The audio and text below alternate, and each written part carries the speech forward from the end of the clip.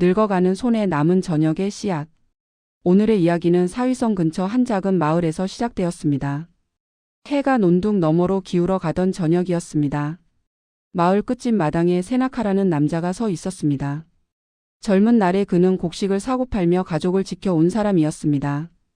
한때는 창고가 가득 차면 마음도 든든해졌습니다. 그러나 몇 해 이어진 흉년 끝에 창고는 점점 비어갔습니다. 몸도 예전 같지 않았습니다. 세나카는 밤마다 창고 문을 열어보며 속으로 중얼거렸습니다. 모아둔 것은 줄어들고 벌 힘도 줄어든다면 나는 무엇으로 남은 삶을 버텨야 하는가. 그날 저녁 그는 혼자 끌어안던 걱정을 가지고 부처님이 계신 숲길 수행처를 찾아갔습니다. 부처님께서는 그를 바라보며 부드럽게 물으셨습니다. 무엇이 그대를 이곳까지 이끌었느냐? 세나카는 고개를 숙인 채 말했습니다. 창고는 비어가고 저는 늙어가고 있습니다. 앞으로의 날들이 텅 빈 겨울 창고처럼 느껴집니다. 부처님께서는 마당 한켠의 낡은 곡식 자루를 가리키셨습니다. 처음 이 자루가 가득했을 때 그 곡식은 그대와 가족과 이웃의 몸이 되었느니라. 자루가 비어간다고 해서 곡식의 값어치가 줄어든 것이 아니다. 이미 삶 속으로 쓰여진 것이다. 그대의 지난 세월도 그러하다. 이어서 부처님께서는 작은 씨앗 한 줌을 들어 보이셨습니다. 자루가 가득할 때에는 한 줌의 씨앗을 쉽게 흘려버리지만 바닥이 보일 때에는 하나하나를 더 조심스레 살피게 된다. 남은 씨앗이 적다고 해서 그 힘이 약해진 것은 아니다. 어디에 심을지 더 깊이 선택할 뿐이다. 그대의 남은 시간과 힘과 재산도 이 씨앗과 같다. 젊은 날처럼 넓게 뿌리지는 못하더라도 이제는 마음이 진정으로 원하는 자리에 조심스레 심어보아라. 몸이 예전 같지 않다고 해서 지금부터의 삶이 모두 겨울이 되는 것은 아니다. 부처님의 마지막 말을 들으며 세나카의 가슴에는 조금 다른 숨이 일기 시작했습니다. 창고와 돈만이 자신의 전부라고 여기던 마음이 살짝 물러났습니다. 남은 날들을 버텨야 할 시간이 아니라 씨앗을 심듯 선택하며 살아갈 수 있다는 생각이 조용히 떠올랐습니다. 오늘의 이야기는 이제 조용히 가슴 한켠에 내려놓겠습니다. 혹시 당신의 마음에도 노후와 돈에 대한 두려움이 차오르고 있다면 그 두려움을 모두 잘못된 것이라 밀어내지 않으셔도 좋겠습니다. 오늘만큼은 남은 시간과 힘을 어디에 어떻게 쓰고 싶은지 천천히 바라보시며 당신 안에 아직 남아있는 작은 씨앗들을 살며시 어루만져 주시길 바랍니다. 자기를 미워할 때 떠오르는 우물 이야기. 오늘의 이야기는 라자가 근처 한 작은 수행처에서 시작되었습니다. 해가 기울어 가던 저녁 우물가에 마하난다라는 젊은 수행자가 앉아 있었습니다. 그는 한때 장터에서 거친 말로 사람들을 다치게 했던 지난 날을 떠올리며 고개를 숙이고 있었습니다. 수행자가 된 뒤에도 마음은 좀처럼 가라앉지 않았습니다. 실수 하나가 떠오를 때마다 그는 속으로 중얼거렸습니다. 나는 형편없는 사람이다. 나는 변할 수 없다. 그때 부처님께서 숲길을 따라 걸어 나오셔서 그의 곁에 조용히 앉으셨습니다. 부처님께서 물으셨습니다. 마하난다여, 지금 그대 마음에는 어떤 말이 오가고 있느냐? 마하난다는 떨리는 목소리로 털어놓았습니다. 저는 제 잘못이 부끄럽습니다. 그래서 날마다 저 자신을 미워하고 있습니다. 부처님께서는 우물 속을 가리키며 물으셨습니다. 지금 우물에는 무엇이 비치고 있느냐? 제 얼굴이 비칩니다. 우물이 더러워서 그대의 얼굴이 일그러져 보이느냐? 아닙니다. 물결이 흔들려서 그렇게 보일 뿐입니다. 부처님께서는 조용히 말씀하셨습니다. 우물은 그저 비출 뿐 스스로를 더럽게 만드는 것이 아니다. 그대의 마음도 그러하다. 잘못과 생각이 비추어질 뿐 마음 그 자체가 더러운 것은 아니다. 수치심은 잘못을 기억하게 하는 등불이 될 수도 있다. 그러나 그 등불로 자신을 태우면 마음만 타버리고 만다. 오늘부터는 나는 형편없는 사람이다라고 말하기보다 다시는 같은 자리에 서지 않겠다고 다짐하며 오늘의 발걸음을 살피는 데 쓰도록 하여라. 부처님의 말을 들으며 마하난다는 가슴 한가운데가 조금 넓어지는 듯 했습니다. 여전히 부끄러운 기억은 남아 있었지만 그 기억과 자신을 꼭 같은 것으로 보지는 않아도 되겠다는 생각이 처음으로 스쳤습니다. 자신을 미워하던 마음 사이로 그래도 다시 걸어볼 수 있을지도 모른다는 작은 숨이 조용히 피어오르고 있었습니다. 오늘의 이야기는 이제 조용히 가슴 한켠에 내려놓겠습니다. 혹시 당신의 마음에도 나를 향한 거친 말과 수치심이 머물러 있다면 그 모든 말을 다 진실이라고 믿지 않으셔도 좋겠습니다. 오늘만큼은 그 속에서 여전히 다시 시작하고자 하는 작은 숨을 살며시 바라보시고 나 자신에게도 한 번쯤은 부드러운 말을 건네주시길 바랍니다. 부모로서 충분하지 못했다는 마음이 들 때 오늘의 이야기는 마가다국의 한 작은 마을에서 시작되었습니다. 해가 기울어 가던 저녁집 마당에 사가라라는 남자가 홀로 서 있었습니다. 젊은 날에 그는 새벽부터 밤늦게까지 일하며 아이들을 지켜왔습니다. 그러나 아이들이 모두 집을 떠나고 난 뒤에야 마음 한켠이 서늘해졌습니다. 나는 과연 좋은 아버지였을까 하고 스스로에게 묻고 있었습니다. 이를 핑계로 아이들의 이야기를 들어주지 못했던 밤들이 떠올랐습니다. 서둘러 내뱉은 거친 말들이 이제 와서 아이들 가슴에 남았을까 두려웠습니다. 그날 밤 사가라는 죄책감을 안고 부처님이 계신 수행처를 찾아갔습니다. 부처님께서는 나무 그늘 아래에서 그를 맞이하시고 곁자리를 내어주셨습니다. 사가라는 떨리는 목소리로 말했습니다. 부처님이시여, 저는 부모로서 충분하지 못했던 것 같습니다. 아이들이 멀리 떠난 지금에서야 그 사실을 깨닫고 후회만 쌓이고 있습니다. 부처님께서는 마당 한켠의 흙물동이를 가리키셨습니다. 사가라여, 저 물동이를 보느냐? 물이 반쯤 차 있고 흙먼지도 섞여 있으나 전혀 쓸 수 없겠느냐? 아닙니다. 밭을 적시고 먼지를 가라앉히는 데는 쓸 수 있습니다. 부처님께서는 조용히 말씀하셨습니다. 부모의 사랑도 그러하다. 서툴고 거친 말이 섞여 있었을지라도 그 사랑이 아이들을 먹이고 지켜온 날들까지 사라지는 것은 아니다.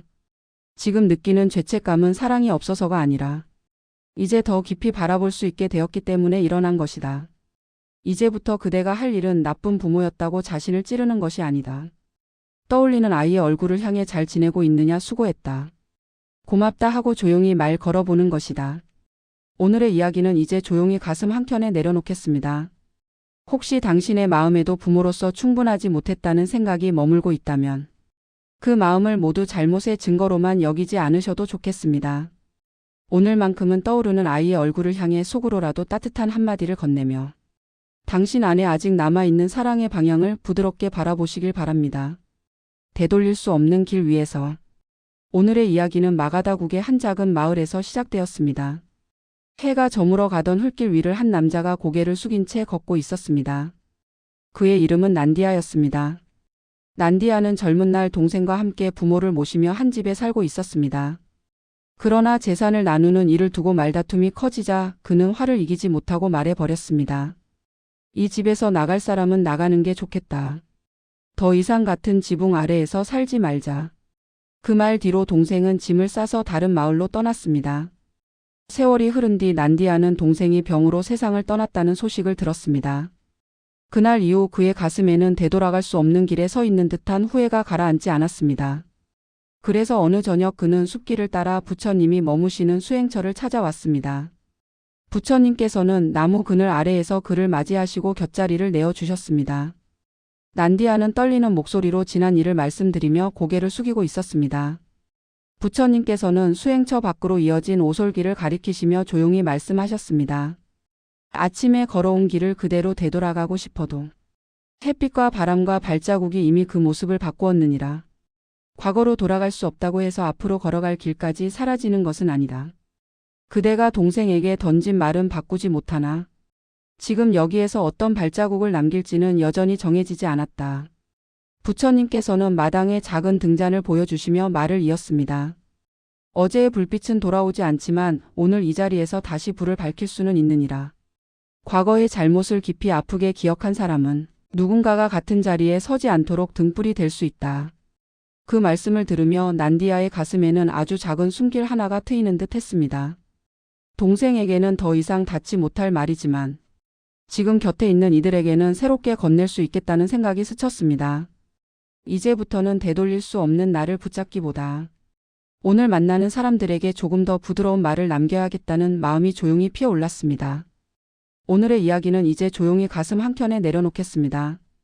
혹시 되돌릴 수 없는 말과 선택이 떠오를 때가 있다면 스스로를 끝없이 다그치기보다 지금 눈앞의 사람에게 건네는 한마디를 조금 더 부드럽게 바꾸어 보셔도 좋겠습니다. 그 작은 말과 숨이 쌓여 언젠가 당신의 마음에도 조용한 등불 하나가 켜지기를 바라겠습니다. 허물을 건너는 빈 그릇의 밤. 오늘의 이야기는 마가다국의 한 조용한 밤에서 시작되었습니다. 소바나는 평생 장사를 하며 집과 땅과 이름을 얻어온 제가 신자였습니다. 사람들은 말했습니다. 저 사람은 참 크게 이룬 사람이네. 그러나 어느 날 그는 술잔을 내려다보다가 문득 속으로 물었습니다. 나는 무엇을 위해 여기까지 달려온 것일까? 창고는 가득한데 마음은 왜 이토록 비어 있을까? 그 질문은 낮에도 밤에도 조용히 되풀이되었습니다. 결국 그는 부처님께 묻고 싶은 마음을 안고 숲길 수행처를 찾아갔습니다. 부처님께서 나무 아래에 앉아 있는 그를 바라보며 부드럽게 물었습니다. 이 밤에 그대 마음에는 어떤 빛이 비치고 있느냐? 소바나는 떨리는 목소리로 털어놓았습니다. 무엇을 위해 살아왔는지 모르겠습니다. 이룬 것들은 많은데 가슴은 텅 빈 그릇 같습니다. 부처님께서는 옆에 있던 작은 그릇을 들어 보이셨습니다. 소바나여, 이 그릇을 보느냐? 물은 조금 담겨 있으나 가득 차 보이느냐? 소바나는 고개를 저었습니다.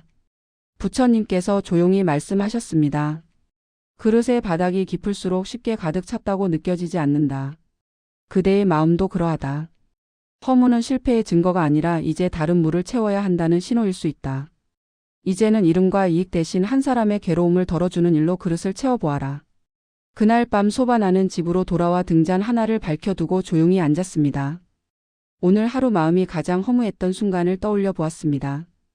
그리고 그 자리에 누군가를 떠올리며 작은 선행 하나를 그려보았습니다. 비어있던 가슴 한켠에서 아주 미약하지만 따스한 온기가 피어오르는 것을 느꼈습니다. 오늘의 이야기는 이제 조용히 가슴 한켠에 내려놓겠습니다. 혹시 당신의 마음에도 무엇을 위해 살아왔는가 하는 허무한 질문이 떠오른다면 그 물음이 잘못되었다고 서둘러 밀어내지 않으셔도 좋겠습니다. 오늘만큼은 그 빈자리를 조용히 바라보며 작은 숨과 작은 선행 하나로 천천히 채워갈 수 있기를 바라겠습니다. 조용한 종의 자리. 오늘의 이야기는 사위성 근처 한 작은 마을에서 시작되었습니다. 장터의 장부를 맡아오던 제가 수행자 안으로드라는 오랫동안 마을의 한가운데에 서 있었습니다. 사람들은 셈법이 복잡해지면 말하곤 했습니다. 오늘 일은 안으로드라에게 먼저 물어보세. 그러나 먼 도시에 새로운 셈법이 들어오자 젊은 이들이 그 자리를 대신하기 시작했습니다. 이제는 저희가 해보겠습니다. 이제는 어르신께서 편히 쉬셔야지요. 칭찬 같은 말 뒤에 남겨진 자리는 생각보다 더 조용했습니다. 안으로드라는 스스로 중얼거렸습니다. 나는 이제 이 마을에서 없어도 되는 사람인가? 그 생각이 떠오를 때마다 가슴 안쪽이 조금씩 식어가는 듯 했습니다. 그때 부처님께서 숲가에서 사람들을 맞이하시며 그를 바라보셨습니다. 안으로드라는 자신이 이 자리에 있어도 되는지 잠시 망설이고 있었습니다. 그대여, 요즘 그대의 마음에는 어떤 소리가 나고 있느냐? 안으로드라는 아무도 울려달라 하지 않는 종이 된 것 같다고 털어놓았습니다. 부처님께서는 마을 끝 종탑을 가리키며 말씀하셨습니다. 종은 울릴 때만 종이 아니니라. 아무도 치지 않는 날에도 하늘과 땅 사이에서 조용히 자리를 지키고 있느니라. 젊은 날에는 크게 울리는 종으로 살았다면 이제는 외로운 이가 다가올 때 조용히 곁을 내어줄 수 있는 종이 될 수 있다. 나는 더 이상 쓸모없다고 느끼는 마음속에는 사실 누군가를 품어줄 자리도 함께 자라고 있느니라. 오늘 이 한순간만큼은 나도 그런 조용한 종이 될 수 있겠다고. 당신 스스로에게 살며시 말 걸어보셔도 좋겠습니다. 그리고 지금 이 순간만은 나 자신에게도 조용히 기대어 볼 수 있기를 바라겠습니다. 두 세대를 잇는 다리. 오늘의 이야기는 마가다국의 한 작은 마을에서 해가 저물어 가던 저녁에 시작되었습니다. 그 집 마당에 우팔리카라는 남자가 홀로 서 있었습니다. 우팔리카는 오랫동안 부모를 모시고 자식들을 키워온 제가 수행자였습니다. 세월이 흐르자 맏아들은 먼 성으로 떠나 상인의 길을 배우고 있었습니다. 둘째 딸은 혼례를 올리고 남편의 집으로 들어갔습니다. 한때 웃음과 발자국 소리로 가득하던 마당에는 이제 조용한 바람과 새소리만 남아 있었습니다. 집 안 깊은 곳에는 연로한 어머니가 누워 지내고 있었습니다. 우팔리카는 아침 저녁으로 어머니를 부축하고 약을 다리며 곁을 지키고 있었습니다. 그러나 마음 한구석에는 어느 쪽에도 충분하지 못한 사람처럼 느껴지는 허전함이 자리하고 있었습니다. 그때 마을 입구에서 부처님과 여러 수행자들이 유행을 하며 마을로 들어오고 있었습니다. 부처님께서는 마당에 서 있는 우팔리카를 보시고 곁으로 다가와 함께 앉으셨습니다. 그리고 조용한 목소리로 오늘 이 저녁 그대의 마음에는 어떤 바람이 불고 있느냐 하고 물으셨습니다. 우팔리카는 한동안 머뭇거리다가 떠나간 자식들과 점점 약해지는 어머니 사이에서 자신이 끼어 있다고 털어놓았습니다. 부처님께서는 마당 구석에 나무를 가리키며 새가 둥지를 떠나도 나무는 뿌리를 두고 조용히 서 있을 뿐이라고 말씀하셨습니다. 자식들도 잘못 때문이 아니라 저마다의 하늘을 향해 떠난 것이라고 일러주셨습니다. 이어서 작은 돌멩이를 그의 손바닥에 올려두시고 이 돌처럼 효심도 한순간에 완전해지는 것이 아니라고 하셨습니다. 피곤한 몸으로도 자리를 지켜온 날들이 이미 효의 한 모습이라고 부드럽게 이르셨습니다. 그리고 흙 위에 나뭇가지를 올려 다리를 그려 보이며 그대는 부모와 자식을 잇는 다리와 같다고 말씀하셨습니다. 비가 내리고 사람들이 떠난 뒤 텅 비어 보이는 순간에도 다리가 있기 때문에 길이 이어진다고 일러주셨습니다. 우팔리카는 손안에 돌을 감싸 쥐고 자신이 걸어온 세월을 떠올리며 조용히 숨을 고르었습니다. 그날 밤 우팔리카는 집으로 돌아와 어머니의 곁에 조용히 앉아 있었습니다. 어머니의 숨결과 자신의 숨결이 같은 방 안에서 오르내리는 모습을 한동안 바라보며 머물렀습니다. 오늘의 이야기는 이제 조용히 가슴 한켠에 내려놓겠습니다. 혹시 당신의 마음에도 떠나보낸 자녀들에 대한 허전함과 부모를 향한 미안함이 함께 머물고 있다면 오늘만큼은 그 모든 마음 한가운데에 당신의 숨이 쉴 작은 자리도 살며시 허락해 주시길 바랍니다. 가장의 짐을 내려놓는 저녁. 오늘의 이야기는 해가 기울어 들녘이 붉게 물들던 한 마을에서 시작되었습니다. 마을 끝 작은 나무 아래에 한 중년 가장 다사카가 조용히 앉아 있었습니다. 오랫동안 부모를 모시고 자식을 키워온 그는 요즘 들어 마음이 점점 무거워지고 있었습니다. 장터에서 하던 일은 눈에 띄게 줄어들었고 몸도 예전처럼 움직여주지 않았습니다. 부모님의 약각과 자식들의 앞날을 떠올릴 때마다 가슴이 답답하게 조여왔습니다. 이제는 일을 해도 예전만큼 돈이 들어오지 않는구나. 나를 기대는 사람은 그대로인데 줄어드는 것은 내 힘뿐인 것 같다. 그는 속으로 그렇게 중얼거리며 점점 쓸모없는 사람이 되어 가는 것 같다고 느끼고 있었습니다. 그때 부처님과 제자들이 유행을 하며 마을을 지나고 있었습니다. 부처님은 나무 아래 앉은 다사카를 보고 다가와 곁에 조용히 앉았습니다. 잠시 노을을 바라보던 부처님이 물었습니다. 이 저녁 그대의 마음에는 어떤 짐이 가장 무겁게 걸려 있느냐? 다사카는 한참 만에 입을 열었습니다. 이제는 예전만큼 벌지 못하고 부모님은 더 연로해지시고 자식들은 아직 스스로 서지 못했습니다. 제가 쓰러지면 모두가 무너질 것만 같습니다. 부처님은 들판 한쪽 우물을 가리켰습니다. 오랜 세월 마을 사람들의 그릇을 채워준 우물이 있었습니다. 우물은 사람만 돕는 것 같지만 하늘에서 내리는 비와 땅속 물이 먼저 우물을 채우고 있느니라. 이어 땅 위에 점을 찍고 그 둘레에 원을 그렸습니다. 이 점은 그대가 손에 쥐는 돈이다. 이 원은 그대가 지금까지 지켜온 인연과 사랑의 자리이다.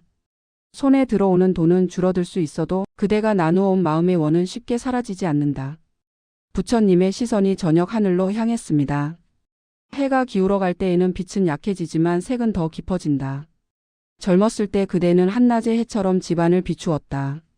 이제는 몸으로만 지키려 하지 말고 오래 쌓인 마음의 지혜로 곁을 비출 때가 온 것이다. 그대가 스스로를 버려진 기둥으로 여기지 말아라. 오래 서 있던 기둥일수록 그 그늘에서 쉬어간 사람들이 많았다. 오늘의 이야기는 이제 조용히 가슴 한켠에 내려놓겠습니다. 혹시 당신도 예전만큼 벌지 못한다는 이유로 스스로를 작게 여기고 있다면 지금까지 지켜온 마음의 원을 한번 떠올려 보셔도 좋겠습니다. 오늘만큼은 당신의 어깨에도 작은 그늘과 쉼이 허락되기를 바랍니다. 가장 어두운 밤에 남겨진 숨. 오늘의 이야기는 별빛이 거의 보이지 않던 깊은 밤에서 시작되었습니다. 작은 마을 밖 숲길 옆 바위 위에 한 청년이 조용히 앉아 있었습니다. 그의 이름은 니라였습니다. 니라는 이유를 설명하기 어려운 무기력 속에서 오래도록 하루를 버티고 있었습니다. 아침에 눈을 뜨는 일조차 힘들게 느껴졌고 사람들 속에 있어도 마음은 자꾸 혼자만 어둠 속에 남겨진 것 같았습니다. 그날 밤 그는 더 이상 방 안에 머물 수 없다고 느끼고 숲길로 걸어 나왔습니다. 바위 위에 걸터 앉아 아무 말 없이 어두운 숲과 하늘만 바라보고 있었습니다. 그때 작은 등불 하나가 숲길을 따라 다가오고 있었습니다. 부처님과 제자들이 유행하던 길을 지나고 있었습니다. 부처님은 바위 위에 니라를 보고 곁에 조용히 앉았습니다. 잠시 침묵이 흐른 뒤 부드러운 목소리가 들렸습니다. 오늘 이 밤에 그대의 마음은 어디까지 내려가 있느냐? 니라는 한참을 망설이다가 아주 작은 목소리로 털어놓았습니다. 하루를 버티는 일이 너무 힘이 듭니다. 점점 작아지는 사람처럼 느껴지고 아무 대에도 필요 없는 존재 같습니다. 부처님은 발치에 조약돌을 하나 들어 손바닥 위에 올려두었습니다. 이 돌을 보아라. 비와 바람과 발걸음에 수없이 부딪히며 여기까지 흘러왔을 것이다. 지금 그대의 마음도 이 돌처럼 많이 닳아서 더 이상 버티기 어렵다고 느끼는구나. 부처님은 그 조약돌을 니라의 손에 살며시 쥐어주었습니다. 그대가 이 돌을 쥐고 있는 동안 이 돌은 세상에 하나뿐인 자리를 얻는다. 그대도 누군가의 마음속에서는 이와 같은 자리를 가진다. 니라는 잊고 지냈던 얼굴들을 떠올렸습니다. 멀어진 가족과 오래 연락하지 못한 친구들이 조용히 마음에 떠올랐습니다. 부처님은 가슴께에 손을 올렸습니다. 삶 전체를 한 번에 버티려고 하지 말아라. 들어오는 숨 하나와 나가는 숨 하나가 어디에서 시작되어 어디로 흘러가는지만 바라보아라. 니라는 천천히 숨을 들이쉬고 내쉬었습니다. 여전히 힘든 생각들이 올라왔지만 그때마다 숨으로 되돌아가 보려고 했습니다.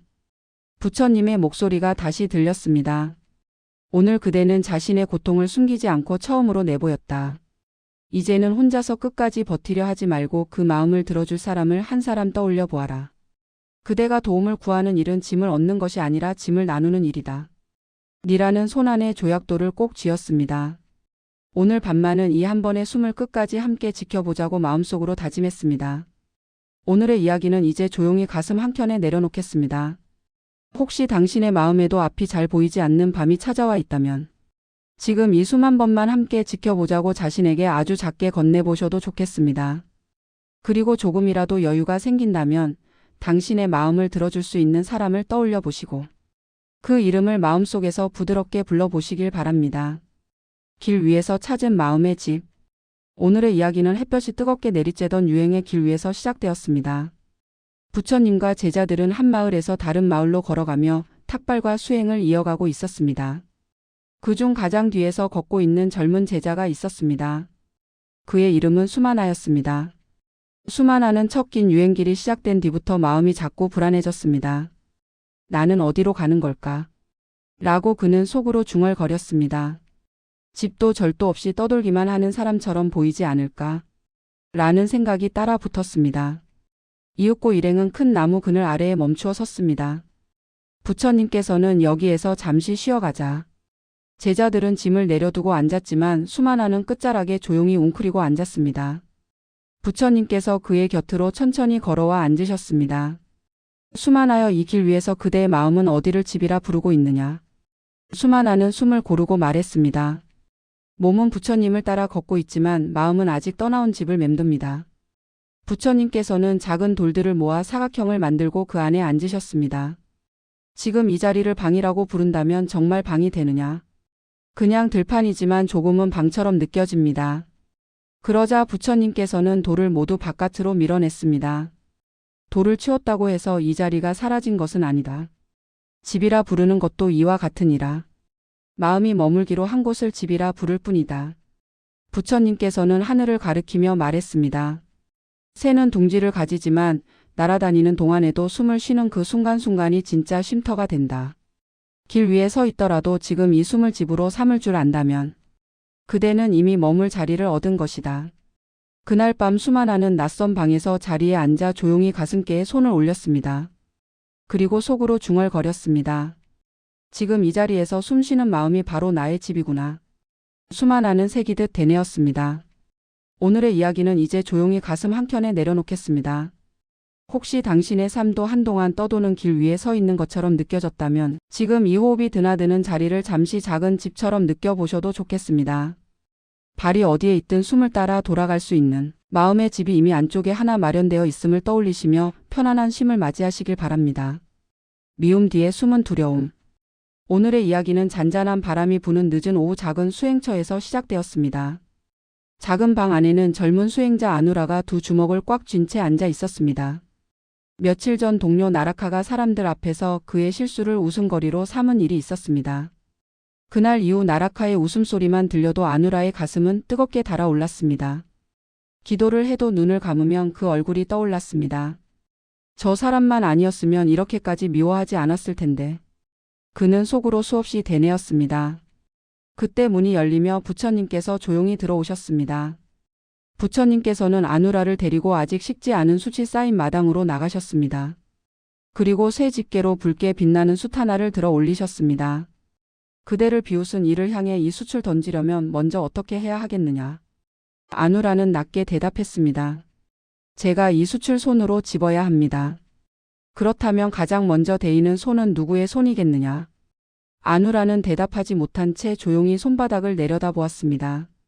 그가 쥐고 있는 미움이 이미 자기 마음을 태우고 있다는 것을 느끼기 시작했습니다. 부처님께서는 이번에는 작은 사발에 맑은 물을 떠와 먹물 한 방울을 떨어뜨리셨습니다.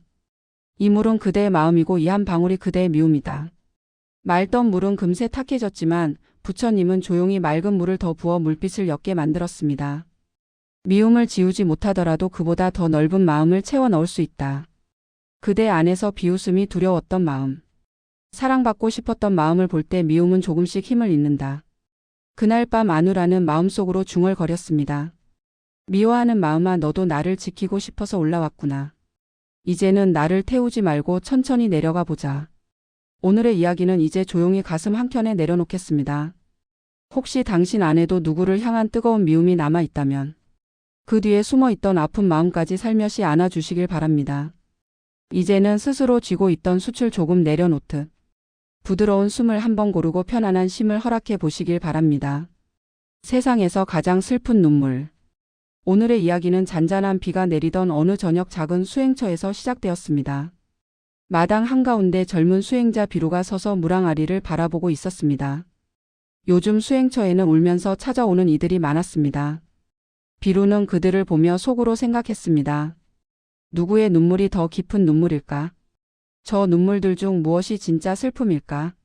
그렇게 머뭇거리던 때에 부처님께서 빗소리를 들으며 마당으로 걸어 나오셨습니다. 부처님은 비루 곁에 서서 무랑아리를 함께 내려다 보셨습니다. 잠시 뒤 부처님께서 부드럽게 물으셨습니다. 비루여, 오늘 그대의 마음에는 어떤 생각이 고여 있느냐? 비루는 조용히 털어놓았습니다. 요즘 이곳에 우는 이들이 많습니다. 저는 그 눈물을 보면서 누구의 눈물이 더 깊은지 자꾸 헤아리고 있습니다. 그러다 보니 제 마음도 점점 메말라지는 것 같습니다. 부처님께서는 작은 그릇들을 가져와 빗물을 한 방울씩 떨어뜨리셨습니다. 이 한 방울은 자식을 잃은 어머니의 눈물이다. 이 한 방울은 삶을 잃어버렸다고 느끼는 이의 눈물이다. 이 한 방울은 자신의 잘못을 뒤늦게 깨달은 이의 눈물이다. 그리고 마지막으로 빈 그릇 하나를 비루 앞에 놓으셨습니다. 비루여, 내가 보기에는 이 그릇에 담긴 눈물이 가장 슬픈 눈물이다. 비루는 놀라서 빈 그릇을 바라보았습니다. 부처님께서 조용히 말씀하셨습니다. 흘러나온 눈물은 이미 길을 찾은 눈물이다. 그러나 울지도 못한 채 마음속에서 굳어버린 눈물은 누구에게도 닿지 못한다. 자신의 아픔을 보잘것없다 여기며 끝내 밖으로 나오지 못한 눈물. 그것이 가장 슬픈 눈물이다. 그 말을 듣는 순간 비루의 가슴이 조용히 저려왔습니다. 그는 아무에게도 말하지 못한 자신의 어린 시절을 떠올렸습니다. 밤마다 이불을 끌어안고 몰래 참았던 눈물들을 떠올렸습니다. 비루의 눈가에 천천히 눈물이 맺혔습니다. 그는 마음속으로 아주 조용히 속삭였습니다. 괜찮다. 이제는 울어도 된다. 오늘의 이야기는 이제 조용히 가슴 한켠에 내려놓겠습니다. 혹시 당신 안에도 아직 나오지 못한 눈물이 남아있다면 오늘만큼은 살며시 허락해 주셔도 좋겠습니다. 부드러운 숨을 한번 고르며 울어도 괜찮은 마음이라는 것을 기억하시고 지금 이 순간만은 스스로를 조용히 안아주듯 편안한 밤을 맞이하시길 바랍니다. 부모의 마음은 줄어들지 않는다. 오늘의 이야기는 산 너머로 해가 기울던 어느 저녁 조용한 수행처에서 시작되었습니다. 법당 옆 돌계단에는 젊은 수행자 사가라가 혼자 앉아 있었습니다. 며칠 전 고향에서 온 편지가 그의 마음을 무겁게 하고 있었습니다. 어머니가 자주 병석에 눕는다는 소식과 마지막 날 아버지께 던졌던 거친 말이 함께 떠오르고 있었습니다. 그는 속으로 중얼거렸습니다. 그때 왜 그렇게 차갑게 말했을까? 수행을 택한 나는 좋은 아들이 아니었던 것 같다. 그때 부처님께서 저녁 노을을 등지고 다가와 그의 곁에 가만히 앉으셨습니다. 부처님께서 조용히 물으셨습니다. 사가라여, 지금 그대의 가슴에는 어떤 바람이 불고 있느냐? 사가라는 숨을 고르고 마음을 털어놓았습니다. 편지를 읽고 나서 부모님 생각이 떠나지 않습니다. 곁을 지키지 못한 것 같아 마음이 무겁습니다. 부처님께서는 그를 데리고 등잔을 준비하는 작은 방으로 가셨습니다. 부처님께서 등잔 하나에 불을 붙이고 그 불로 다른 등잔에 불꽃을 옮기셨습니다. 두 등불이 함께 은은히 빛나고 있었습니다. 부처님께서 물으셨습니다. 첫 등불의 빛이 줄어든 것 같으냐? 사가라는 고개를 저었습니다. 아닙니다. 두 등불이 함께 밝아진 것 같습니다. 부처님께서 부드럽게 말씀하셨습니다. 부모의 사랑도 이와 같으니라. 아이를 위해 마음을 내어줄수록 줄어드는 것이 아니라 함께 밝아질 뿐이다. 이어서 부처님께서는 작은 사발에 물을 따르고 소금을 한 줌 떨어뜨리셨습니다. 이 물은 짤 것이다. 그리고 그 물을 큰 물동이에 모두 부으셨습니다. 이제 이 물을 마신다면 거의 짜지 않을 것이다. 소금은 그대로 있으나 물이 넓어지면 맛이 부드러워지기 때문이다. 부처님께서 조용히 덧붙이셨습니다. 그대의 후회도 이와 같으니라. 과거는 지워지지 않지만 그 뒤에 쌓이는 정성과 기도가 마음을 넓혀준다. 사가라는 눈을 감고 속으로 부모를 떠올렸습니다. 어머니, 아버지, 저는 여기서 숨쉬고 있습니다. 부디 편안하시길 빕니다. 그렇게 중얼거리자 가슴을 누르던 돌덩이가 조금 가벼워지는 듯 했습니다. 오늘의 이야기는 이제 조용히 가슴 한켠에 내려놓겠습니다. 혹시 당신 안에도 다 전하지 못한 가족에 대한 사랑이나 미안함이 남아있다면 그것을 꾸짖음 대신 조용한 기도처럼 올려보셔도 좋겠습니다. 이제는 멀리 있어도 마음은 닿을 수 있다는 느낌을 떠올리시며 부드러운 숨을 한번 고르고 편안한 밤을 맞이하시길 바랍니다. 부끄러움을 안아주는 마음. 오늘의 이야기는 저녁 노을이 물든 작은 수행처에서 시작되었습니다. 법당 뒤뜰에 한 제자가 홀로 앉아 고개를 숙이고 있었습니다. 그의 이름은 수만아였습니다. 수만아는 요즘 자꾸만 수치심과 죄책감에 사로잡히고 있었습니다.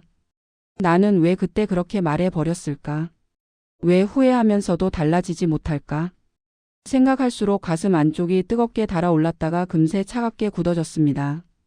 그때 부처님께서 석양빛을 등에 지고 뜰로 걸어 나오셨습니다. 부처님은 수만아 곁에 조용히 앉아 물었습니다. 수만아여, 오늘 그대의 마음은 어떤 빛을 띠고 있느냐? 수만아는 낮게 대답했습니다. 제 마음은 얼룩진 옷 같습니다. 겉으로는 괜찮은 척하지만 안쪽에는 지워지지 않는 얼룩이 남아있는 것 같습니다. 부처님은 빨래가 널린 돌판을 가리키며 말씀하셨습니다. 이 옷들도 처음에는 탁한 물에 젖어 있었다.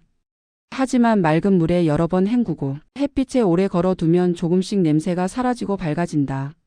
그리고 맑은 물동이에 작은 돌을 하나 떨어뜨렸습니다. 물은 잠시 흐려졌다가 이내 다시 맑아졌습니다. 깨끗한 물이라도 돌이 떨어지면 흐려진다. 그러나 물은 스스로를 미워하지 않는다. 시간이 흐르면 흙먼지는 가라앉고 물은 다시 맑아진다. 부처님은 조용히 이어 말했습니다. 죄책감은 처음에는 잘못을 보게 하는 등불이 된다. 하지만 너무 오래 쥐고 있으면 그대를 태우는 불덩이가 된다. 이제 그대가 할 일은 자신을 태우는 것이 아니라 잘못에서 배운 빛만 남겨두는 것이다. 수만아는 가슴께에 손을 얹고 아주 작게 속삭였습니다. 부끄러운 마음아, 그래도 오늘 여기까지 함께 와 주었구나. 그 한마디를 내뱉자 가슴을 누르던 돌덩이가 아주 조금 가벼워지는 듯 했습니다. 오늘의 이야기는 이제 조용히 가슴 한켠에 내려놓겠습니다. 혹시 당신 안에도 쉽게 지워지지 않는 수치심과 죄책감이 있다면 지금만큼은 자신을 꾸짖기보다 그 마음을 조용히 안아주셔도 좋겠습니다. 오늘 여기까지 온 당신의 마음에게 수고했다고 속삭이며 부드러운 숨과 함께 편안한 쉼을 허락해 주시길 바랍니다. 외로움 옆에 앉는 마음. 오늘의 이야기는 안개 낀 새벽의 작은 수행처에서 시작되었습니다. 산골짜기는 고요했고 마당 끝에는 한 제자가 홀로 앉아 있었습니다. 그의 이름은 마하난다였습니다. 마하난다는 요즘 사람들 속에 있어도 혼자인 것 같다고 느끼고 있었습니다. 나는 왜 사람들 사이에 있어도 이렇게 외로울까? 그는 손바닥을 내려다보며 조용히 한숨을 내쉬었습니다. 그때 새벽빛을 등에 진 부처님이 마당으로 걸어 나오셨습니다. 부처님은 그의 옆에 조용히 앉아 물었습니다. 마하난다여, 오늘 그대의 마음 하늘은 어떠하냐? 마하난다는 잠시 망설이다가 대답했습니다. 구름 한 점 없는 허공 같습니다. 아무도 없는 들판에 혼자 서 있는 것처럼 외롭습니다. 부처님은 잠시 하늘을 올려다보며 말했습니다. 그대의 눈에는 비어 보이지만 이 새벽에도 보이지 않는 숨들이 서로를 기대고 있다. 이어서 마당 한쪽에 오래된 나무를 가리키며 말씀하셨습니다. 저 나무의 뿌리는 겉에서 보이지 않지만 다른 나무들과 같은 흙과 물을 나누고 있다. 그대도 끊어진 가지가 아니라 이 숲의 한 그루로 서 있는 존재이다. 부처님은 작은 돌멩이를 집어 무릉덩이에 떨어뜨렸습니다. 동그란 물결이 잔잔히 퍼져나갔습니다. 그대의 외로움도 이와 같으니라. 혼자 끌어안고 있더라도 보이지 않는 곳에서 누군가의 마음에 작은 물결을 일으키고 있다. 마한한다는 물결이 잦아드는 모습을 바라보며 물었습니다. 이유 없이 가라앉는 마음이 다시 올라올 때 저는 어떻게 해야 하겠습니까? 부처님은 자신의 가슴께를 가만히 짚으며 말했습니다. 먼저 그 마음을 쫓아내려 하지 말고 옆에 앉혀두어라. 마한한다는 두 손을 가슴 위에 올려두고 아주 작게 속삭였습니다. 외로운 마음아, 그래도 오늘 여기까지 함께 와 주었구나. 그 한마디를 내뱉자 가슴을 짓누르던 돌덩이가 아주 조금 가벼워진 듯 느껴졌습니다. 오늘의 이야기는 이제 조용히 가슴 한켠에 내려놓겠습니다. 혹시 당신 안에도 설명하기 어려운 외로움이 살고 있다면 그 마음을 잠시 옆자리에 앉혀두듯 바라봐 주셔도 좋겠습니다. 지금 이 순간에도 당신이 숲의 한 그루처럼 다른 이들과 같은 땅을 딛고 서 있다는 감각을 떠올리며 부드러운 숨을 한번 고르고 쉬어가시길 바랍니다. 작은 등불 하나의 마음. 오늘의 이야기는 조용한 밤의 수행처에서 시작되었습니다. 어두운 뜰에는 작은 등불 몇 개만이 조용히 타오르고 있었습니다. 한 제자 난디아는 홀로 등잔을 닫고 기름을 채우고 있었습니다. 요즘 그는 마음 한구석이 자꾸 작아지는 느낌을 받고 있었습니다. 나는 왜 이렇게 작은 일만 하고 있을까? 그는 속으로 조용히 중얼거렸습니다. 그때 부처님이 마당으로 걸어 나오셨습니다. 부처님은 난디아의 손에 들린 등잔을 바라보았습니다. 이 늦은 밤에 그대는 무엇을 하고 있느냐? 난디아는 고개를 숙이며 말했습니다. 그저 등불을 닫고 기름을 채우고 있을 뿐입니다. 이런 일이 과연 의미가 있는지 잘 모르겠습니다. 부처님은 낡은 등잔 하나를 들어 올리셨습니다. 기름을 채우고 심지를 세워 불을 붙여보아라. 난디아는 조심스럽게 기름을 붓고 불씨를 갖다 댔습니다. 작은 불꽃이 피어오르며 어둑한 한쪽이 조금 더 밝아졌습니다. 부처님이 물었습니다. 이 불빛은 크냐 작으냐? 난디아는 잠시 바라보다가 대답했습니다. 크지는 않지만 아까보다는 훨씬 밝아졌습니다. 부처님은 잔잔히 고개를 끄덕였습니다. 그래, 이 등불 하나로 어둠을 다 걷어낼 수는 없다. 그러나 이 불빛이 없다면 이 자리는 방금 전보다 더 어두웠을 것이다. 난디아의 가슴 속에서 뭔가 조금 풀어지는 느낌이 일었습니다. 그는 낮 동안 아무렇지 않게 했던 작은 손길들을 떠올렸습니다. 넘어질 뻔한 동료를 잡아주고 무거운 물동이를 함께 들어준 순간들이 스쳤습니다. 부처님은 마지막으로 조용히 말했습니다. 작은 등불도 자기 자리를 지키면 누군가의 길을 비춘다. 그대가 하는 일도 이와 같으니 스스로의 불빛을 작게만 여기지 말아라. 오늘의 이야기는 이제 조용히 가슴 한켠에 내려놓겠습니다. 혹시 마음속에 작게 켜진 불빛이 있다면 그 크기를 재지 않고 조용히 지켜보셔도 좋습니다. 이제는 한 호흡만 부드럽게 느끼시며 오늘 하루를 견뎌낸 당신 안의 작은 등불에게 고맙다고 말해주시길 바랍니다. 천천히 익어가는 마음. 오늘의 이야기는 저녁빛이 물든 작은 수행처에서 시작되었습니다. 한 제자 사리푸따는 요즘 따라 마음 한구석이 자꾸 조급해진다고 느끼고 있었습니다. 명상을 해도 금세 산만해지고 금방 괜찮아졌다가도 또 화가 올라오곤 했습니다. 나는 왜 이렇게 빨리 변하지 못할까? 그는 속으로 여러 번 되뇌었습니다. 그때 부처님이 저녁 햇살을 등에 지고 마당으로 걸어 나오셨습니다. 사리푸따는 서둘러 다가가 합장했습니다. 부처님, 저는 날마다 배우는데도 마음이 자꾸 흔들립니다. 이렇게 느리게 변하는 제가 답답합니다. 부처님은 그를 데리고 조용히 부엌으로 향했습니다. 부엌에는 큰 솥 하나가 불 위에 올려져 있었습니다. 솥 안에서는 아직 다 익지 않은 밥이 천천히 끓고 있었습니다. 이 밥은 지금 다 익었느냐? 사리푸따는 한참 바라보다가 대답했습니다. 아직 설 익은 것 같습니다. 그렇다면 불을 아주 세게 올리면 더 빨리 익겠느냐? 사리푸따는 잠시 생각에 잠겼습니다. 처음에는 빨리 끓겠지만 겉만 타고 속은 그대로일 것 같습니다. 부처님은 잔잔히 고개를 끄덕였습니다. 그래. 밥은 너무 급하게 달구면 겉은 타고 속은 설익게 된다. 가장 좋은 것은 알맞은 불로 천천히 끝까지 지켜보는 것이다. 그 말은 사리푸따의 가슴 안으로 천천히 스며들었습니다. 그는 자신도 아직 한가운데까지는 익지 않은 쌀알 같다고 느꼈습니다. 그러나 이미 불 위에 올려져 있다는 것, 조금씩은 익어가고 있다는 것을 떠올려 보았습니다. 그날 밤 사리푸따는 조용히 자리에 앉아 가슴속 작은 솥을 떠올렸습니다. 그 안에서 마음이 천천히 익어가는 모습을 바라보며 부드럽게 숨을 고르고 있었습니다. 오늘의 이야기는 여기에서 잠시 멈추겠습니다. 아직 설익은 마음이라 느껴지더라도 천천히 익어가고 있다는 것을 조용히 기억해 주셔도 좋습니다. 이제는 한 호흡만 부드럽게 지켜보며 스스로에게 따뜻한 쉼을 허락해 주시길 바랍니다. 흐르는 물처럼 놓아주는 마음. 오늘의 이야기는 깊은 산속 작은 수행처에서 시작되었습니다. 젊은 제자 아난다는 법당 앞 돌계단에 앉아 고개를 숙이고 있었습니다. 얼마 전부터 그는 오래된 실수가 자꾸 떠올라 마음이 가라앉지 않는다고 느끼고 있었습니다. 왜 이렇게 지난 일을 잊지 못할까? 그가 속으로 중얼거렸습니다. 그때 부처님이 곁에 다가와 조용히 물었습니다. 아난다여, 오늘 그대의 마음은 어디에 머물고 있느냐? 아난다는 낮게 대답했습니다.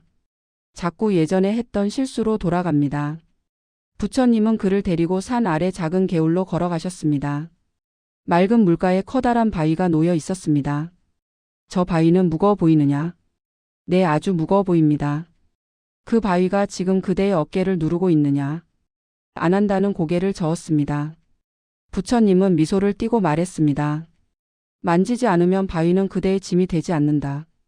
부처님은 물 위에 작은 나뭇가지를 가볍게 건드렸습니다.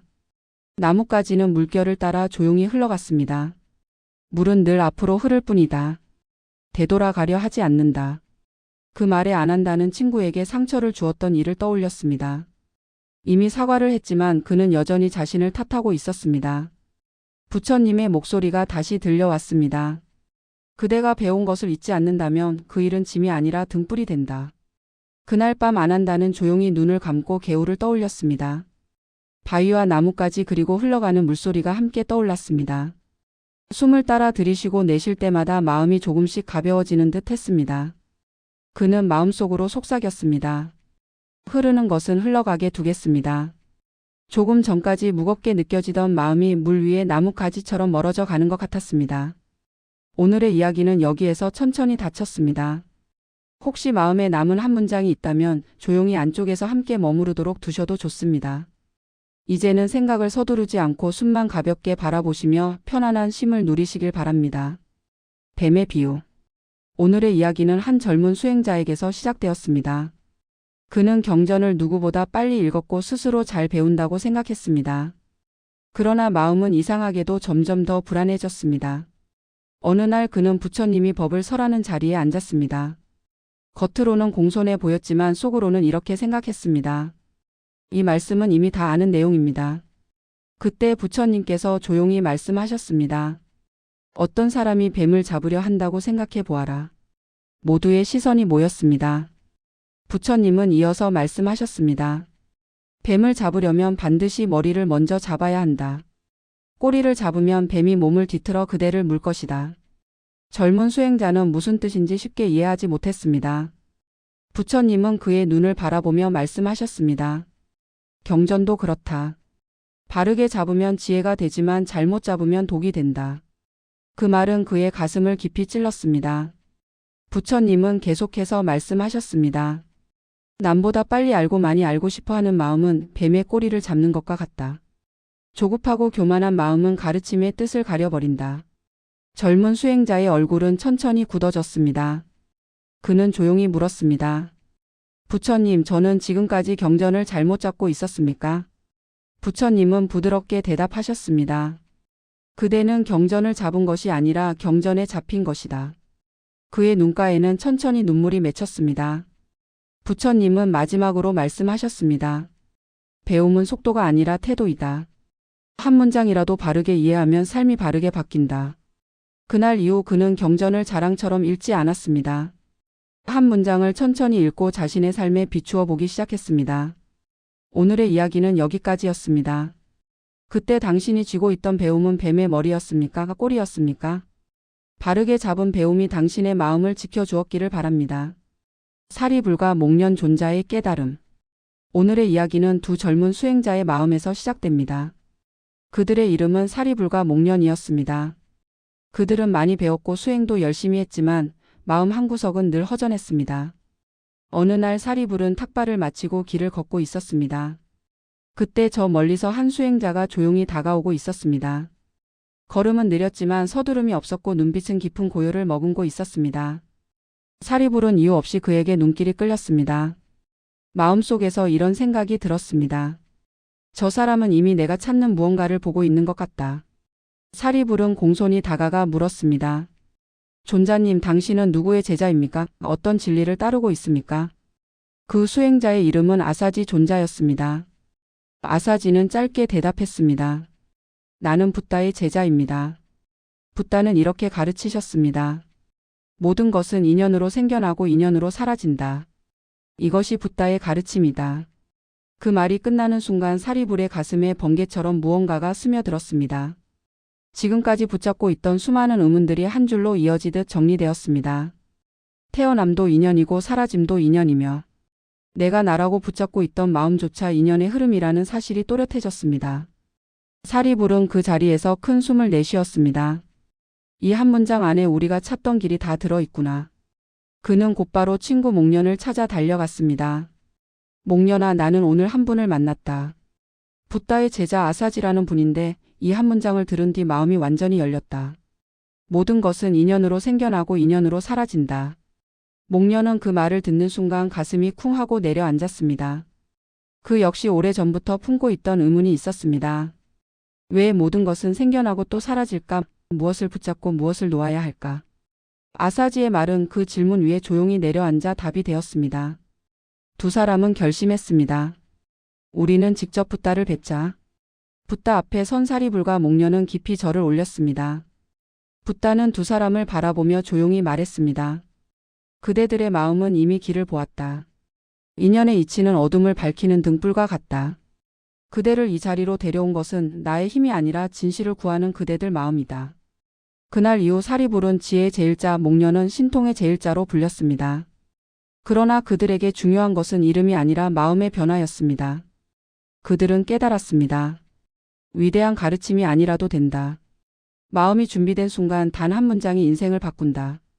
오늘의 이야기는 여기까지입니다. 혹시 지금 당신의 마음에도 오래 붙잡고 있던 질문이 있다면 언젠가 아주 짧은 한 문장이 그 질문을 조용히 비추게 될지 모릅니다. 앙굴리마라 이야기.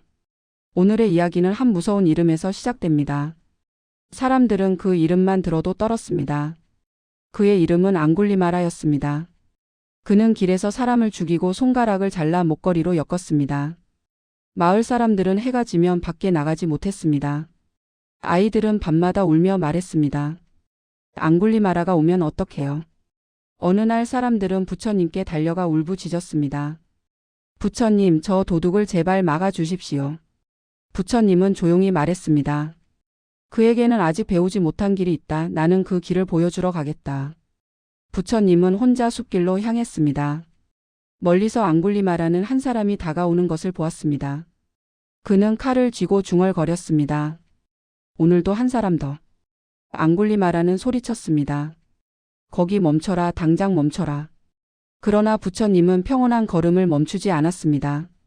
앙굴리마라는 죽을 힘을 다해 달렸지만 이상하게도 가까워지지 않았습니다. 숨이 가빠진 그는 소리쳤습니다. 왜 멈추지 않는가? 내가 멈추라 했는데 왜 멈추지 않는가? 그때 부처님이 조용히 말했습니다. 나는 이미 멈추었다. 살생과 분노와 미움에서 멈추었다. 멈추지 못한 것은 그대의 마음과 발걸음이다. 그 말은 칼보다 더 깊이 그의 가슴을 찔렀습니다. 앙굴리마라는 자신이 걸어온 길을 떠올렸습니다. 길 위의 시체들, 목에 걸린 손가락들, 울부짖는 사람들. 그제서야 그는 자신의 손이 무엇을 해왔는지 보이기 시작했습니다. 앙굴리마라는 칼을 떨어뜨렸습니다. 손이 떨려 다시 집을 수 없었습니다.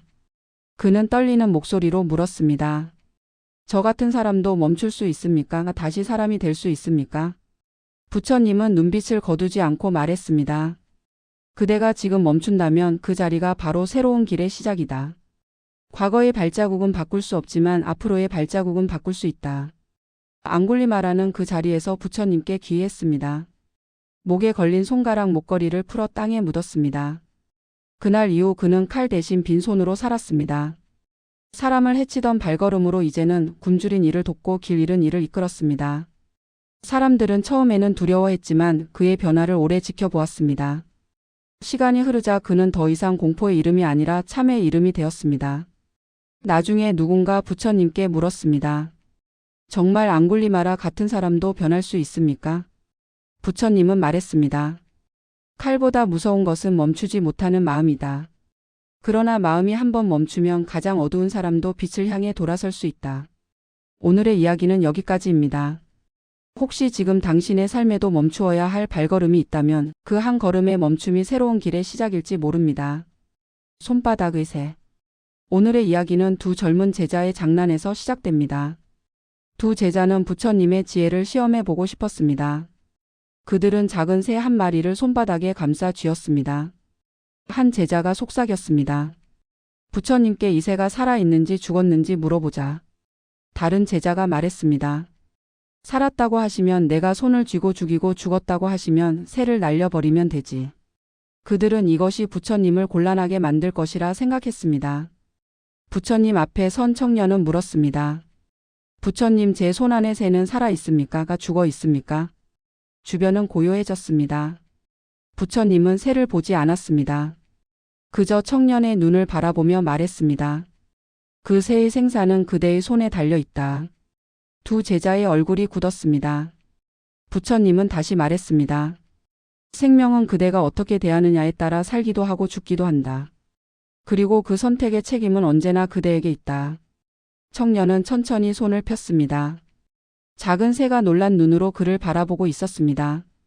그는 떨리는 손으로 새를 하늘로 날려보냈습니다. 새는 바람을 타고 푸른 하늘 속으로 사라졌습니다. 청년은 그제야 깨달았습니다. 자신의 손이 누군가의 생명을 쥐고 있었다는 것을. 부처님은 말했습니다. 그대의 말과 행동과 마음은 모두 그대의 손끝에서 태어난다. 어떤 마음으로 쥐느냐에 따라 세상은 살아나기도 하고 스스로를 다치게 하기도 한다. 오늘의 이야기는 여기까지입니다. 당신의 손바닥이 누군가를 살리는 따뜻한 선택이 되길 바랍니다. 오늘의 이야기는 한 여인의 절망에서 시작됩니다. 그녀의 이름은 키사고탐이었습니다. 사랑하는 아들을 잃고 그녀는 슬픔을 견디지 못했습니다. 그녀는 아이를 품에 안고 마을을 돌아다녔습니다. 누구든지 제 아이를 살릴 약을 아시나요? 사람들은 고개를 저었고 그녀의 눈물은 마르지 않았습니다. 어느 노인이 말했습니다. 부처님께 가보시오. 키사고타미는 아이를 안고 부처님께 달려갔습니다. 부처님, 제 아이를 살려주십시오. 부처님은 조용히 듣고 말씀하셨습니다. 내 아이를 살릴 약을 구해오너라. 그녀는 희망을 붙잡듯 물었습니다. 어디서 구하면 됩니까? 부처님은 한 줄로 답하셨습니다. 죽은 이가 한 번도 나오지 않은 집에서 겨자씨를 가져오너라. 키사고타미는 즉시 집들을 두드렸습니다.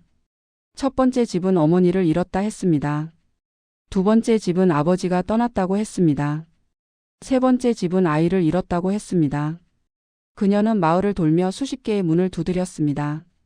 하지만 죽음이 한 번도 스쳐 지나지 않은 집은 단 하나도 없었습니다. 해가 질 무렵 그녀는 길가에 조용히 앉았습니다. 그리고 아이를 꼭 안고 흐느끼기 시작했습니다. 죽지 않는 집은 세상에 없구나. 그녀는 천천히 아이를 내려놓았습니다. 다음 날 부처님께 돌아와 말했습니다. 부처님, 겨자씨를 구하지 못했습니다. 부처님은 고요히 말씀하셨습니다. 그대는 이제 알았느냐?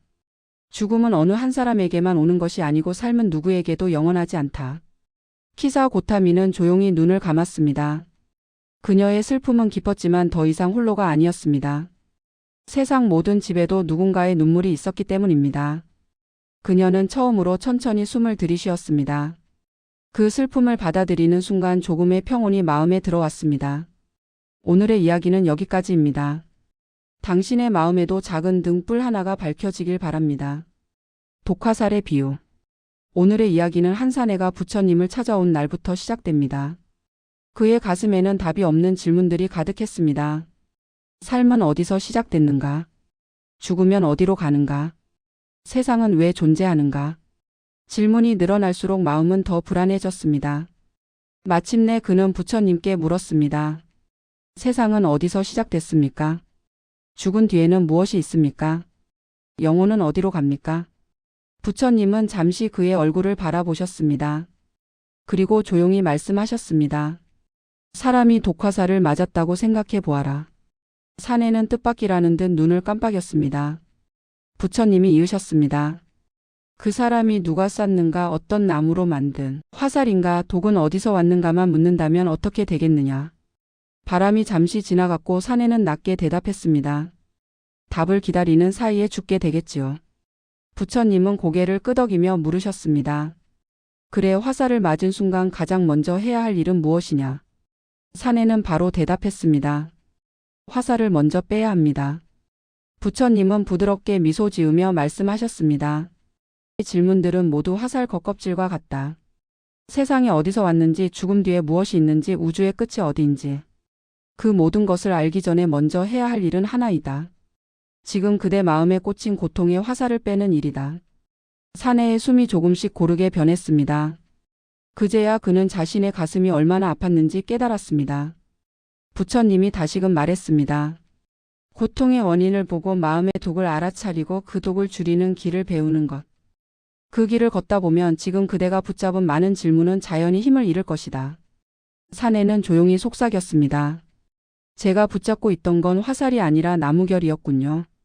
부처님은 깊은 눈빛으로 그를 바라보셨습니다. 그래, 나무결을 들여다보는 동안 독은 몸속으로 더 깊이 스며든다. 먼저 화살을 뽑아라. 그러면 그대의 길이 조금씩 보이기 시작할 것이다. 그날 밤 사내는 스스로에게 말했습니다. 먼저 내 마음에 꽂힌 화살부터 보자.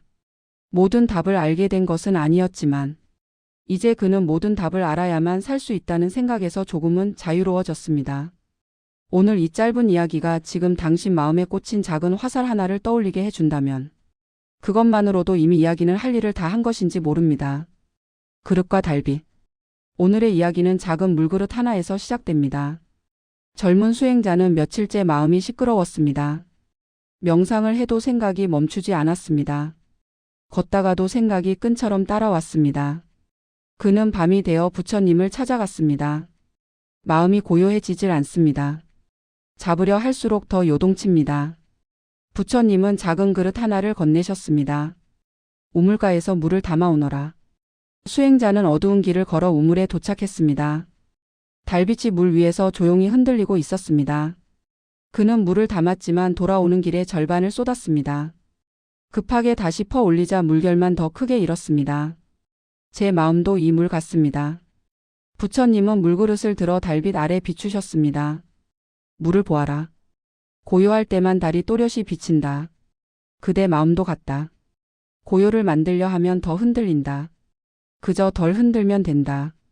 덜 붙잡으면 생각은 스스로 가라앉는다. 바람이 스치자 물결이 잠시 흔들렸습니다.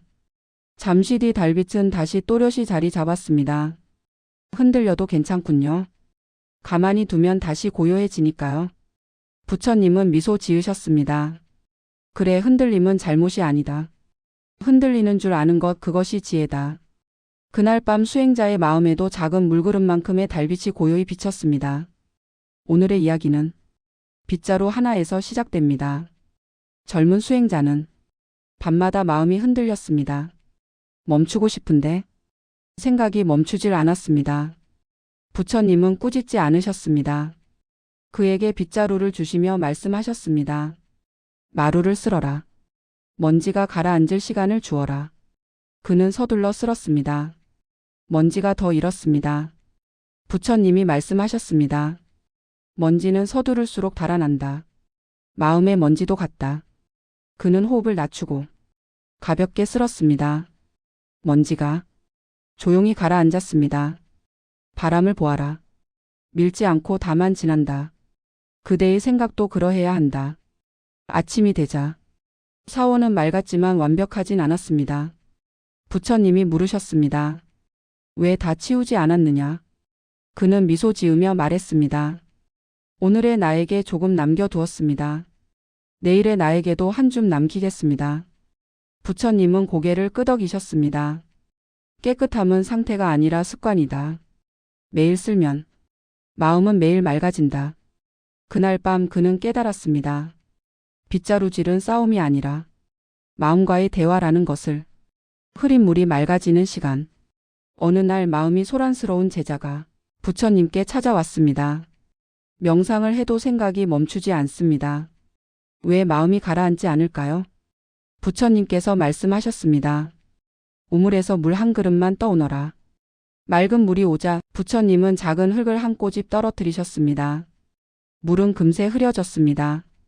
이 물을 어떻게 맑히겠느냐? 제자가 말했습니다. 저어보고 불어내고 다시 떠오면 될 것 같습니다. 부처님은 그릇을 조용히 내려놓고 말씀하셨습니다. 한동안 가만히 두어 보아라. 잠시 뒤 흙이 바닥으로 가라앉고 윗물이 먼저 맑아졌습니다. 부처님이 물으셨습니다. 방금 무엇을 더했느냐? 제자가 대답했습니다. 아무것도 하지 않았습니다. 부처님께서 말씀하셨습니다. 흙탕물을 더 젓는다고 물이 맑아지지 않는다. 그대의 마음도 같다. 걱정과 생각이 일어날 때 억지로 밀어내거나 붙잡지 말고 한 호흡 또 한 호흡 그냥 두어 보아라. 쉬는 것은 포기가 아니라 다시 가기 위한 길이다. 오늘 밤 이렇게 해보시기 바랍니다. 속으로 말하세요. 지금은 가라앉는 시간. 숨을 천천히 들이쉬고 조금 더 천천히 내쉬세요. 윗물이 맑아지면 내일 해야 할 일과 내려놓을 일이 보일 것입니다. 오늘 밤은 그것으로 충분합니다. 세존이시여, 이 아이는 마음이 급하여 늘 화를 내고 거친 말을 합니다. 어찌 고쳐야 하겠습니까? 부처님께서 라훌라를 바라보시고 부드럽게 물으셨습니다. 그대는 소리를 좋아하느냐? 라훌라가 잠시 머뭇거리다 대답했습니다. 좋아하는 것도 있고 싫어하는 것도 있어요. 부처님께서는 미소를 지으시고 근처의 작은 산사로 함께 가자고 하셨습니다. 산사 마당에는 오래된 종이 하나 서 있었습니다. 부처님께서 그 종을 가만히 쓰다듬으시더니 라훌라에게 말씀하셨습니다. 이 종을 한번 쳐보겠느냐? 라훌라는 나무 막대를 들어 종을 있는 힘껏 내리쳤습니다. 쿵 하는 큰 소리가 울렸습니다. 거칠고 무거운 울림이 산속으로 번져갔습니다. 부처님께서 물으셨습니다. 지금 소리를 들으니 어떤가? 너무 커요. 좀 무서워요. 이번에는 부처님께서 직접 종을 치셨습니다. 이번에는 힘을 조금 빼고 부드럽게 한번 두드리셨습니다. 맑고 긴 종소리가 잔잔하게 퍼져나갔습니다. 라훌라는 눈을 동그랗게 떴습니다. 아까보다 훨씬 좋아요. 차분해지는 느낌이에요. 부처님께서 말씀하셨습니다. 같은 종 같은 나무 막대다. 그러나 치는 마음이 거칠면 소리도 거칠고 사람을 놀라게 한다. 마음이 고요하면 소리도 고요하여 듣는 이의 마음을 편안하게 한다. 라훌라야, 그대의 말도 이 종과 같다. 입에서 나가는 순간 다시 끌어올 수는 없다. 거친 말은 사람의 가슴에 쿵 하고 내려앉고 부드러운 말은 맑은 종소리처럼 오래도록 따뜻하게 남는다. 라훌라는 발끝을 내려다보며 중얼거렸습니다. 전 화가 나면 그냥 나가버려요. 말을 안 하면 터질 것 같아서요. 부처님께서 조용히 고개를 끄덕이셨습니다. 그래서 그대에게 작은 약속 하나를 주겠다. 앞으로 화가 날 때마다 말을 뱉기 전에 마음속으로 종을 한번 친다고 생각해 보아라. 거칠게 치고 싶은지 맑게 울리고 싶은지 스스로 물어보아라. 그러고도 여전히 해야 할 말이면 숨을 한번 고르고 상대의 눈을 보고 부드럽게 말하라. 그렇게 하는 자는 자신의 마음을 다스리는 이다. 왜 이렇게 사는 게 버거울까? 놓을 수 있으면 좋을 텐데. 부처님께서는 그의 곁에 천천히 다가가 앉으셨습니다.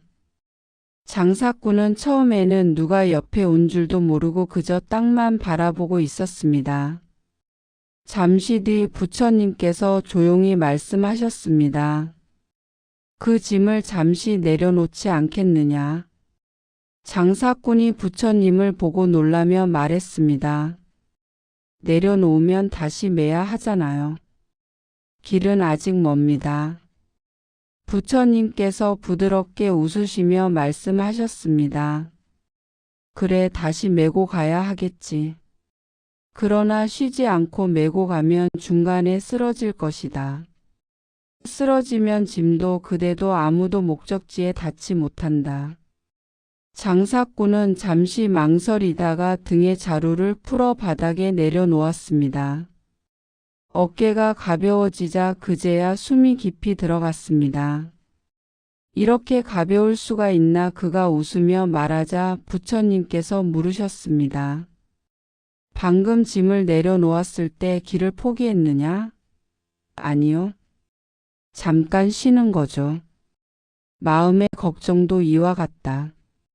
하루 종일 놓으면 안 된다. 멈추면 뒤처진다. 이렇게 움켜쥐고 있으면 그 무게가 그대를 짓누른다. 잠시 내려놓는다고 해서 인생을 포기하는 것이 아니다. 쉬는 동안 숨이 돌아오고 생각이 맑아지고 다시 들 힘이 생긴다.